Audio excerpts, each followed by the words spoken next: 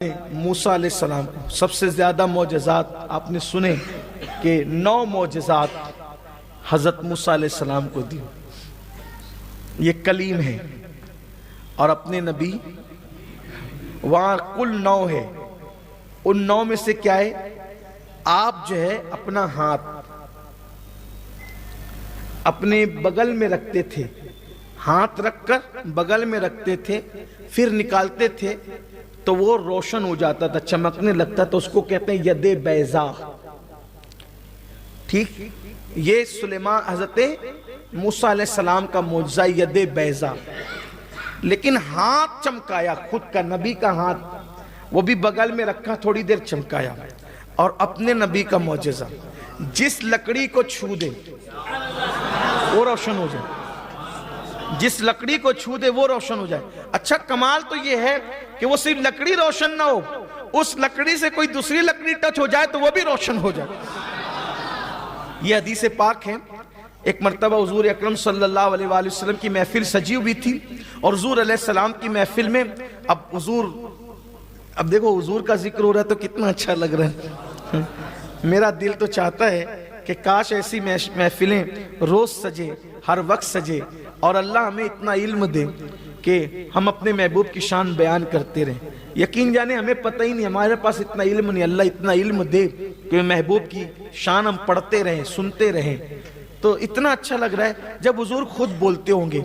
कहा जाता है कि जब आका गुफ्तगू करते थे ना, कलाम करते थे, तो ऐसा लगता था जैसे मोतियां झड़ रहे हैं, हुजूर के लबों से जैसे फूल झड़ रहे हैं, और सुनने वाले की तबीयत ही नहीं भरती थी। दिल चाहता था हुजूर बोलते रहे, हम सुनते रहें।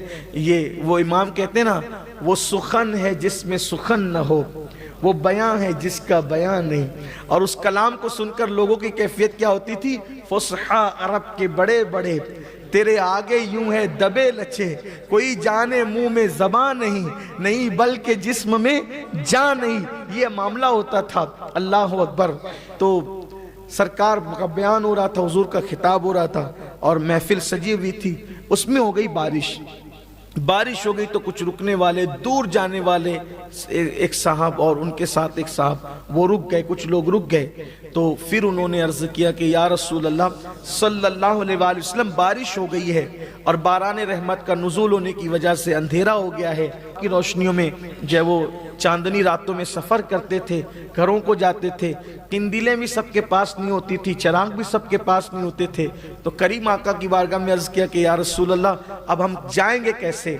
और सरकार अलैहिस्सलाम ने अपना आसा नहीं, हाथ चमकाने के लिए अपना हाथ है ना, लेकिन यहाँ अपना आसा नहीं, उन्होंने कहा कि तुम्हारा आसा लाओ, और हुजूर ने अपना हाथ टच कर दिया, फरमाया जाओ इसकी रोशनी में चले जाना। तो वो आसा रोशन हो गया, उसके अंदर से नूर की शुआएं निकलने लगी, वो रोशन हो गया और उसकी रोशनी हो जाने लगे। तो उनके साथ एक और साहबी थे, वो भी साथ हो गए, वो दोनों चलने लगे।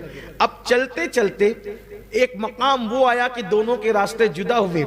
तो इन साहब को फिक्र हुई कि भाई तुम्हारा आसा तो मुनव्वर हो गया, लेकिन अब मैंने रास्ता बदलना, अपने घर की तरफ जाना है, तो मैं क्या करूं? उन्होंने कहा क्या करें, आप अपना आसा मेरे आसा से टच कर दें। तो जब उन्होंने वो आसा उससे आसा से टच किया जिसको हुजूर ने अपने हाथ लगाए थे, तो अल्लाह ने उस आसा को भी मुनव्वर फरमा दिया। ये है ये मोजज़ा हुजूर अकरम सल्लल्लाहु अलैहि वसल्लम का। फिर उसके बाद आप देखें कि हज़रत मूसा अलैहिस्सलाम के पास पानी के लिए लोग आकर सवाल करते हैं। ये मैं पहले बयान कर चुका हूँ, इसको इसलिए बहुत सरसरी बयान करके गुजरूंगा ताकि आगे की बात हो सके, वक्त के अंदर जो गुंजाइश है, जो टाइम अपना उस टाइम के मुताबिक बात हो सके। हज़रत मूसा अलैहिस्सलाम के पास लोग आए पानी का सवाल करने, तो नबी को मूसा अलैहिस्सलाम को पत्थर पर असा मारना हुआ, असा मारा, पानी के चश्मे जारी हुए। लेकिन जब महबूब की बारी आई, वहां भी पानी मांगने के लिए आए, तो महबूब को पत्थर के पास जाना फिर असा मारना नहीं, वहां पत्थर है, असा है, नबी का मौजज़ा है। और यहाँ प्यासे आते हैं तो मेरे नबी की उंगलियों से पानी के चश्मे जारी हो जाते, वहां पत्थर से पानी, यहाँ पर उंगलियों से। और फिर मेरे इमाम की वो बात याद आ जाती है कि उंगलियां हैं फैज पर, टूटे हैं प्यासे झूम कर, नदियां पंजाब रहमत की है जारी वाह हवा। हजरत मूसा अलैहिस्सलाम जो है जो है वो दरिया पर आसा मारे तो उसमें रास्ता बन जाता है, और यहाँ मेरे नबी इशारा करें तो चांद दो टुकड़े हो जाता है, चांद दो टुकड़ों में तब्दील हो जाता है। फिर उसके बाद हजरत मूसा अलैहिस्सलाम को जब फिरौन के पास भेजा गया, एक ही फिरौन था, फिरौन एक ही था, तो उनको भेजा गया तो जनाब मूसा अलैहिस्सलाम ने कहा, अल्लाह मुझे डर लगता है उस ताकतवर के पास तू मुझे भेज रहा है, डर लगता है। लेकिन हुजूर को जिनके दरमियान भेजा गया वहां तो कहीं एक फिरौन थे, सैकड़ों फिरौन थे वहां, लेकिन हुजूर अलैहिस्सलाम उनके दरमियान गए। अबू जहल जैसा फिरौन, अबू लाहब जैसे लोग, उतबा शैबा जैसे लोग, इतने बड़े बड़े गुंडे थे मक्के में, लेकिन हुजूर अकरम सल्लल्लाहु अलैहि वसल्लम उनके दरमियान गए और सबको